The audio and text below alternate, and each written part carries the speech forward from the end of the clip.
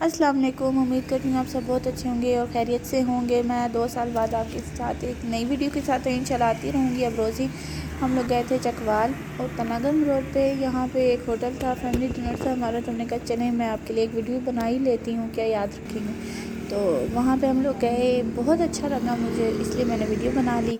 और सकाफ़त होटल का नाम है। और ये जो मैं आपको दिखा रही हूँ, यहाँ पे हम लोग गए थे। यहाँ सामने जो है मर्द हज़रात बैठते हैं, आप चाहें तो आप भी बैठ सकते हैं, कोई बड़ा इशू नहीं है, अंदर भी बैठ सकते हैं। और जो पीछे वाला एरिया है जो कि प्लेइंग एरिया है, यहाँ पे बच्चे आराम से खेल सकते हैं। इधर बहुत ज़्यादा झूले हैं जो कि अभी आपको नज़र भी आ रहे हैं होंगे। और फिर साथ ही जो है वो किचन एरिया है, यहाँ पे लाइव कुकिंग होती है और देसी मुर्गा या मुर्गी जो भी आपने करवाना उसी वक्त ज़बह करके ये आपको बना के देते हैं। और यहाँ पे नमाज़ पढ़ाई जाती है। और यहाँ पे भी आप बैठने का मतलब अच्छा इंतज़ाम है, यहाँ पे भी आप बैठ सकते हैं, कोई इश्यू नहीं है।